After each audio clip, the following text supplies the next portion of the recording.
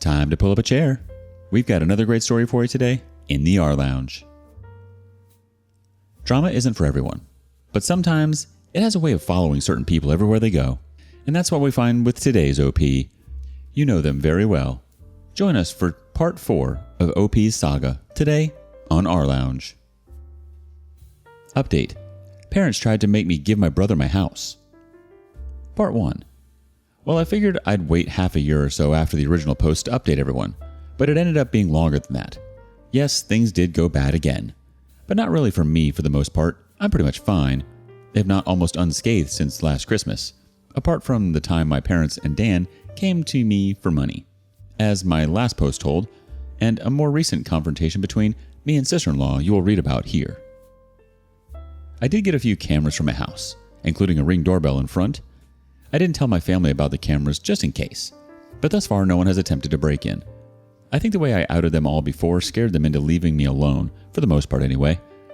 I've taken to renting out 2 of the rooms in my house, one to a close friend, the other to a friend of said close friend. Both have been fantastic tenants. They know to keep quiet and leave me alone most of the time, and even have small refrigerators they keep in their rooms, so they don't need to keep any of their drinks in the main fridge. The deal I gave them on rent was too good for them to pass up. It increased my monthly income well, and even after taxes, I'm still monthly putting away some decent amounts in the bank since the rent money pays a good chunk of my monthly mortgage. You're all probably wondering how my parents, brother, and sister-in-law took to me renting out those rooms to friends. Well, the answer is, not well. My father and Dan stayed out of it, but sister-in-law freaked out, which made my mother come crying to me over how I could have rented those rooms to Dan and his family instead. We had a bit of an argument in which I pointed out, for one thing, they effing broke into my house before to try and steal it. She wouldn't want to let someone who did that move in with her. Also, there wasn't enough room for me, Dan, and his entire family in my house. Not that I'd ever share a roof with them anyway. It's a 3-bedroom and a manufactured home no less. I have the master bedroom and its adjoining bathroom. That would have left only 2 small rooms for Dan, sister-in-law, and 4 kids. Not to mention they'd be annoying AF to me all the time. Also, she knows very well I can't be around sister-in-law because she intentionally antagonizes me. And they all mocked me when I was homeless before. Besides, my current tenants are both single guys in their 30s I get along with. My mother had some sobbing excuses for a while, but she finally let it go and admitted she was just desperate. Since then, my parents haven't bothered me once about the house.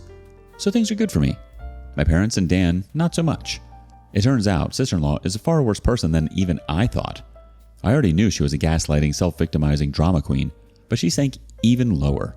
Because Dan's youngest child turned out not to be his. Yeah, you all read that correctly. Sister-in-law had an affair, which in retrospect isn't all that surprising, and something a few people here totally called months ago. After being caught, sister-in-law was ousted from the family. Dan just recently finished with his divorce, which actually went in his favor since we thankfully live in an at-fault state. Dan also sued to get his name taken off the birth certificate of the youngest child, and won. Basically, after the incident where my parents tried to force me to hand over my house, things got pretty tumultuous over at their house. Sister-in-law blamed me a lot.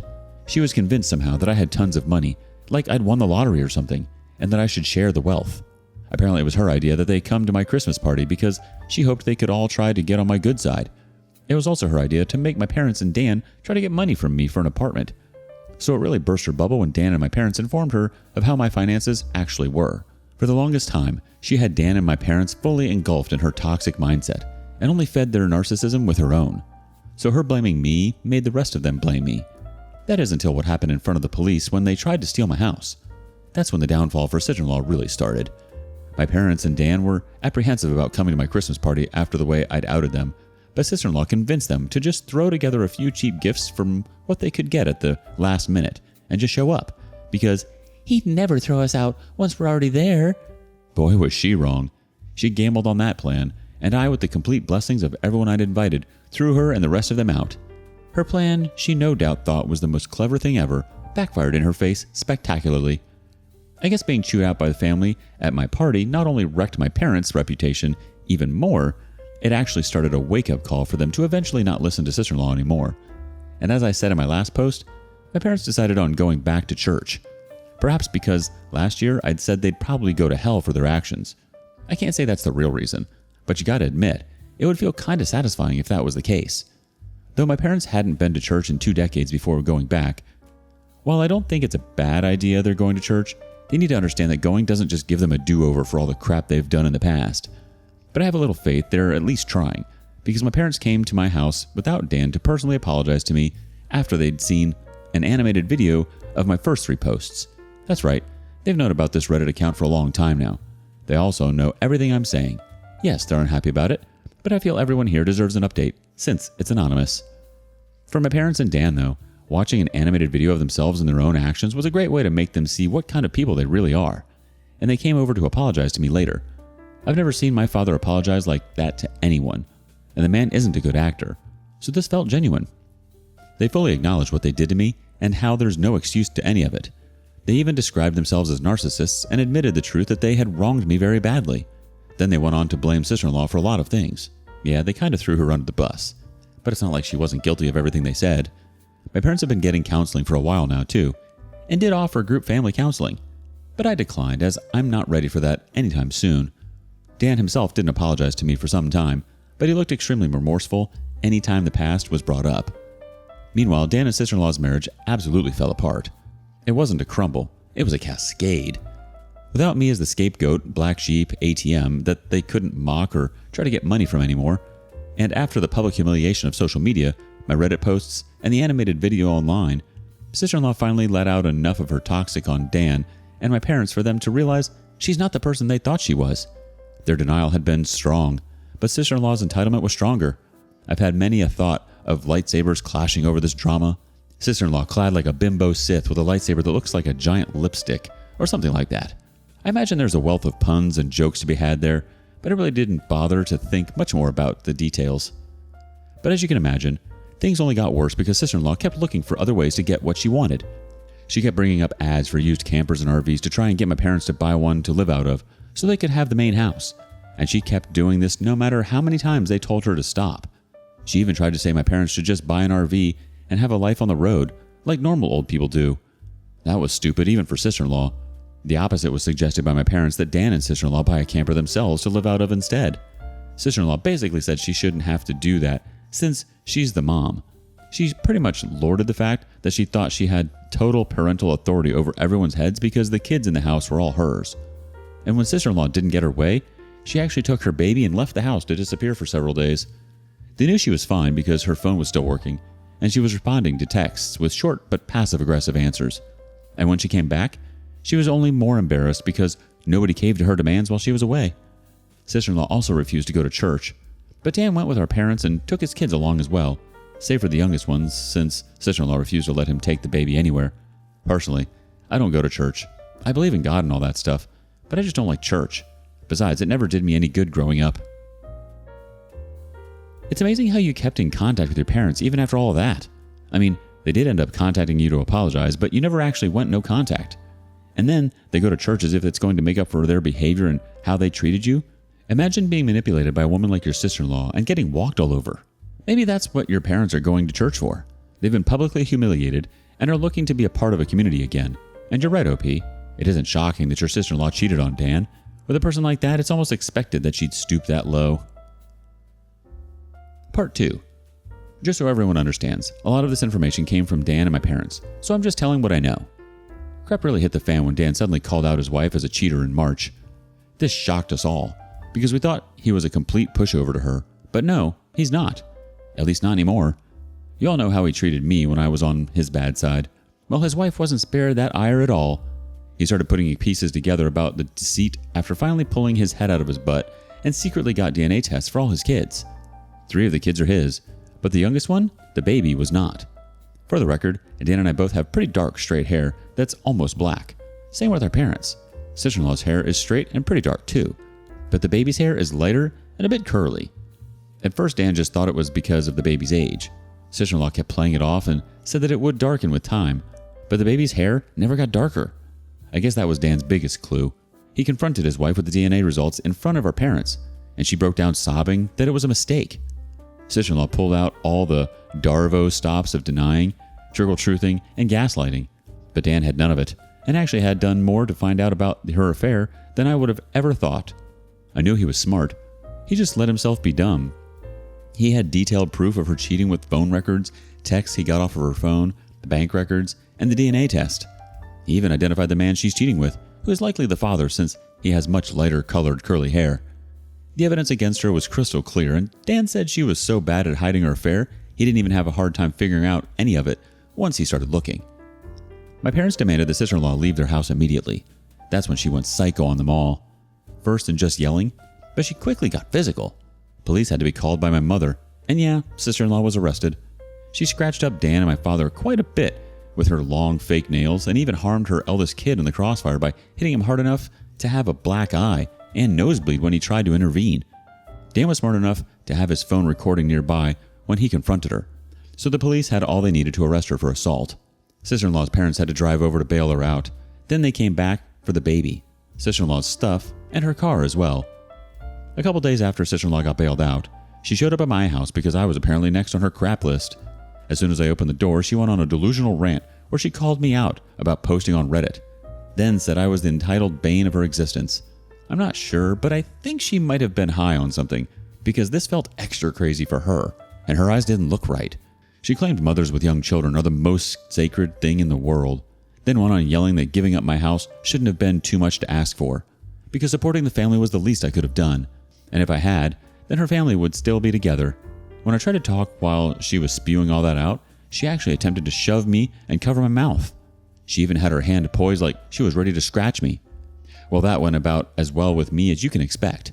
I'm not exactly one to be threatened, and told her I'd call the police if she didn't take her hands off me right that moment. I also told her I'd got it all on my doorbell camera. She started panicking the moment she heard camera. Then I ended up verbally savaging her to the point she was backing off my porch. I told her she had some gall to call me entitled when she's exactly that. She didn't work for anything she had anymore, cheated on her husband, and got pregnant from her affair partner. Made my mother do most of the parenting of her children, spent Dan's money till they were in a financial hole, and acted entitled to my home to the point of trying to steal it. I called her entitled times 1,000, and that she's a greedy witch who is blindsided by narcissism. Then I told her to stop blaming me for her own actions and to never show up at my house again. Being told all that was pretty much all sister-in-law needed to hear before jumping back into her car, then peeled out and sped off. This was finally the straw that broke the camel's back for me. Now that she was separated from Dan, I ended up finally going to the police and filing a report on her for harassment and the assault she'd done on me for last year. And her putting her hands on me at my front porch only added to it. The police have it all on record now, and I gave copies of the video to Dan for his divorce lawyer. And yes, I did file for a restraining order against sister-in-law.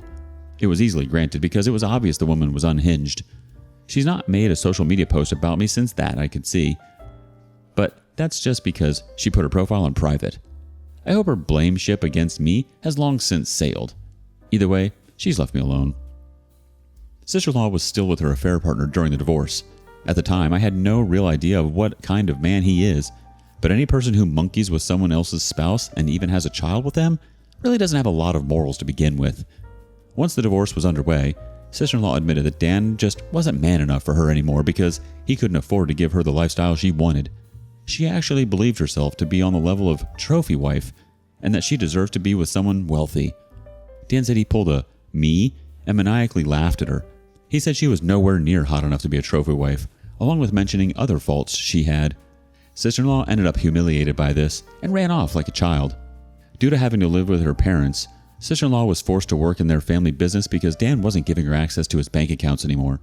She's already maxed out all the credit cards he previously gave her, and she griped about having to work for her parents despite having a college degree. But I think they were the only ones who'd employ her anyway, since she's got a criminal record and a decade-long gap in her resume. I've heard from Dan that her parents were severely disappointed in her as well, but that was just a rumor. They could be just as bad as her for all I know. Either way, the crap show of divorce really took off once it got going. Sister-in-law didn't walk away with much from it, especially because she had an affair, physically hurt her father-in-law, husband, and eldest child, and it's in an at-fault state, like I mentioned earlier. So she kissed any chances of getting her way goodbye. I'll go into detail about it in the final post.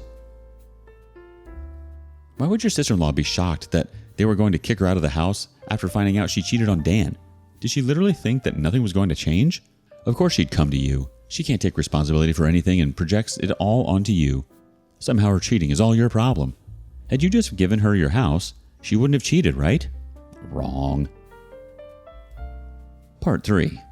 Dan's lawyer pulled some strings to get the divorce started as fast as possible, but it cost him. I don't know the more specific details or how much it all cost. They never told me. Sister-in-law, on the other hand, was financially backed into a corner very badly. And you know what can happen when you corner an animal. She fought back. But the law was not on her side, nor was her dwindling finances. Sister-in-law's parents had to pay for a lawyer for her, and not a very good one either. Also, she's actually brought her affair partner to the divorce court to testify on her behalf. This guy was a real piece of work. He had a bronze tongue and a charming smile he tried to use to his advantage. He claimed sister-in-law had been wronged by an incompetent husband, which is why she sought the arms of another man. He claimed he was ready to take responsibility for his child he had fathered with sister-in-law, but that sister-in-law would still be needing the alimony for helping support herself and care for said child. He remarked that because Dan at the time was still on the birth certificate, alimony should be one of his obligations. Dan said this guy used big words and a charming smile, but seemed an extra special kind of stupid. And coming from Dan, that's saying something. The judge was also not swayed in the slightest and told the bronze-tongued lout that he was a hypocrite for saying he was ready to take responsibility for his own child while also holding his hand out for money from the man whose marriage he'd helped ruin. That shut him up. Dan was prepared to sue his wife's affair partner for alienation of affection too. However, that fell through. I guess it would have been on Dan to prove how much she loved him before the affair started. But after her mask came off and we saw the real her, we're not sure if she really ever loved him at all, or if she just loved having a meal ticket. Someone here pointed out the sister-in-law probably kept popping out kids to avoid getting a job, and you may have been right. Either way, sister-in-law tried dragging out the divorce. But Dan's lawyer and the judge kept that from happening much. I swear, Dan must have seriously lucked out because he got one of the meanest and most unsympathetic to cheaters judges in the state, and all the evidence we had on sister-in-law made it easy to keep her from playing the victim. So instead, she just let her real witchy self out since there was no point in hiding it anymore. The court had all of the records provided by Dan and myself, police reports, photos, and recordings to prove she was an abusive narcissist. There was a mountain against sister-in-law that she had no way to climb over or hike around. She tried standing against the mountain, but that was prime avalanche territory. In the end of the divorce, sister-in-law struck a deal to end things quick. Dan takes 3/4 of the credit card debt, gets his name off the affair baby's birth certificate, and sister-in-law walked away with only partial custody of her children. No alimony, but also without most of the credit debts she racked up. Her being legally employed by her parents meant she had an income of her own to fall back on to start paying off her debts. She can see her other kids almost whenever she wants and can take them on weekends, but for whatever reason has made very few attempts to even see them. She took them out to eat fast food a few times, but she never took them home with her. The kids are back in school now, so that gives her even less opportunities to see them. You'd think her parents would want to see their grandchildren, but they haven't contacted Dan about it. They barely saw Dan's children before that, too. Now they may not even bother to see them at all. Do they hate kids or something? Even Dan doesn't know, but he tells me that his in-laws were always indifferent to him. As for Dan, well, he really did love his wife a lot, so the betrayal of her cheating made him hit the bottle hard. Rewind back to the night of the confrontation with his wife. He came to me in a stupor with a whiskey bottle in hand and his face all scratched up and covered in bandages. I wouldn't say he was drunk yet, but I freaked out seeing him look like that at first, then berated him for driving under the influence. But that didn't really mean much to him compared to the betrayal of his cheating harlot of a soon-to-be ex-wife. We spent a few hours hanging out in my camper so as not to disturb my tenants. All the while, Dan was drinking whiskey straight from the bottle and crying that he's a fool, and how he regretted ever marrying sister-in-law. Pretty much any time he mentions her now, he just refers to her as that witch. So that's ex-sister-in-law's nickname now. Ironically, this time together was the most bonding Dan and I have done in 15 years. While he didn't exactly apologize to me, he called himself a crappy human being with terrible taste in women. Then said I at least didn't make his mistakes. Despite all he previously did, he's still my younger brother, and I couldn't risk letting him try to drive home. So I told him to stay the night and managed to take his keys. Then set up the bunk in my camper for him to use. I rented out my spare rooms after all. He was in no shape to drive home, and if he'd taken an Uber, he'd have to pay for it, and they have to come back for his car later. He was still a depressed, crying mess and didn't want our parents or his kids to see him like that, and frankly, I was worried he'd do something insanely stupid if I let him leave. I didn't want him to sleep in the house, so putting him in the camper was the best option. Just because that witch effed him over doesn't mean I suddenly trusted him, so better for him to sleep it off in the camper. We both spent time in the camper playing games and watching movies on my portable DVD player. Poker was no fun with just two people, and Old Maid was just boring. Thankfully, I had an Uno deck too, and an old school battleship game. He really liked those. It was enough to keep him distracted until he was finally willing to lay down after running out of whiskey. He threw up a lot of it in the bucket anyway, but he was not opposed to sleeping in my camper. In fact, he found the idea kind of cool. Dan had a lot of questions for me as to how I'd lived in the camper for as long as I did, and I answered them all, if not just to keep him busy.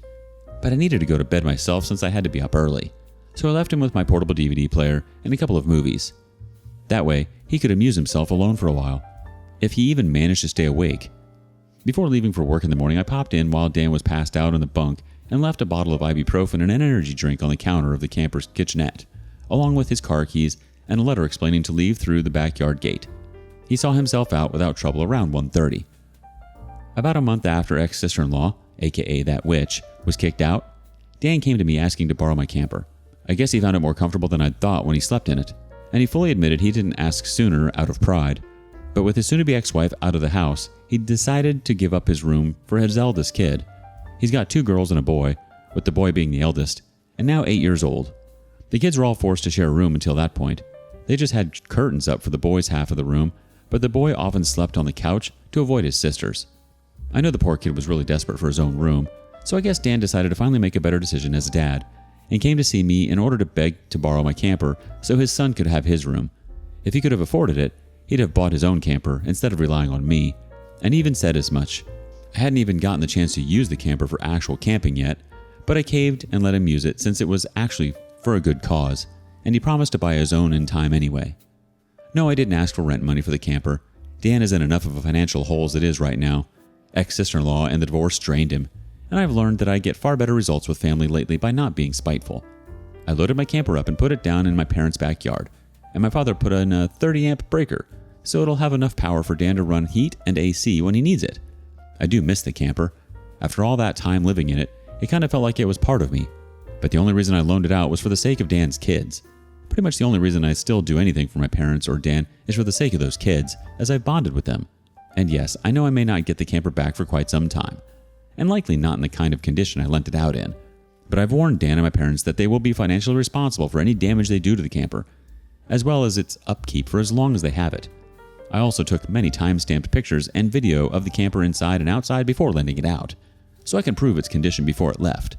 Dan even recorded a video with me agreeing to my terms, so that's as good as a contract.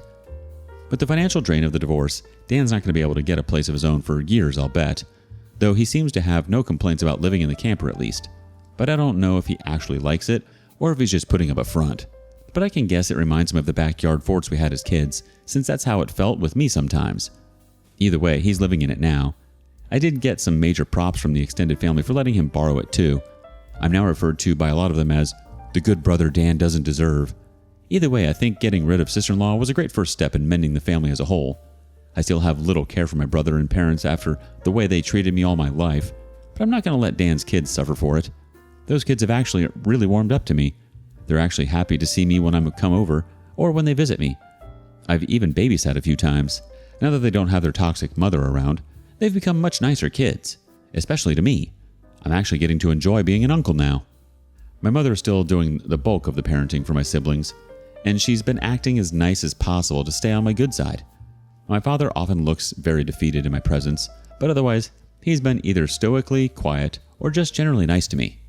But he won't talk to me much, though that's leagues better than how I was before at least. I'm not letting my guard down either way. My parents do seem more happy that my ex-sister-in-law is gone, and they often say they don't know what they ever saw in her. My mother especially, because the two of them butted heads over who was mom in the house for a long time. Now for the last part. At the same time as the divorce, Dan sued to have his name removed from the birth certificate of the baby that wasn't his. That witch didn't really want to change it because it meant no more child support from Dan if she did. However, there was a court-ordered paternity test for the man identified as the baby's father. I was prepared to laugh in case it turned out he wasn't the father either, but he was. And Dan's lawyer had a long talk with ex-sister-in-law's lawyer. Ex-sister-in-law had no leg to stand on, and Dan was ready to go to bat to make her situation even worse. She didn't have the finances to fight him any longer and agreed to change the birth certificate. The bronze-tongued lout who'd knocked her up did man up to take financial responsibility as a parent, but he ended up not staying with sister-in-law. He contacted Dan through his lawyer to tell him he'd broken up with that witch and that he wouldn't bother him again. I checked the social media of that guy after Dan linked me to it, and the lout was upset that now he's financially responsible for a child he never planned to have, and that he's too young for this. Guys, from what Dan's lawyer was able to find out, this man is just over 40. He looks younger than he is, but he's by no means a young man. Shortly after that, he put his online profile on private. Ex-sister-in-law did the same with hers a long time prior, so I have no more information left to give. This may be the end. Ex-sister-in-law is out of our hair. My parents and brother have finally made a real effort to be better people. I'm surprisingly happy as an uncle, and my house is still my house. Let's get some thoughts from the community. First one. Wow, this was not the ending I was expecting from all your other posts, but man, you're an even better person than I am, and after everything you did, you deserve a sainthood. I'm surprised you have not fixed, but slightly repaired your relationship with your family, but after everything they did, they don't deserve it. But I hope everything works out for you, and hopefully your family will not be a problem to you, especially after everything that happened to everyone. Good luck, OP. The OP replies, no, they didn't deserve it, but they're the only close family I have around here. All others are too far away, and after everything they did, to see my parents and brother actually admit to being wrong and working hard to better themselves is something I'm happy to see, even though it took far too long for them to realize. Someone else chimes in, well dang, karma hit them all hard and fast. I'm glad you're slowly building a healthy relationship with your family. I hope it continues to get better. It sucks that it took something like this for you and your brother to bond. Well, they really knew how to dig their own grave, didn't they? It's like the comments said, karma hit them all really hard. Hopefully you can all move on from this in a positive direction. Here's to a drama-free future, OP. What do you make of all this? Thank you for following along today in the rLounge. Before you go, be sure to like and subscribe and hit that notification bell. If you have something you want to share regarding today's content, we want to hear it. See you next time.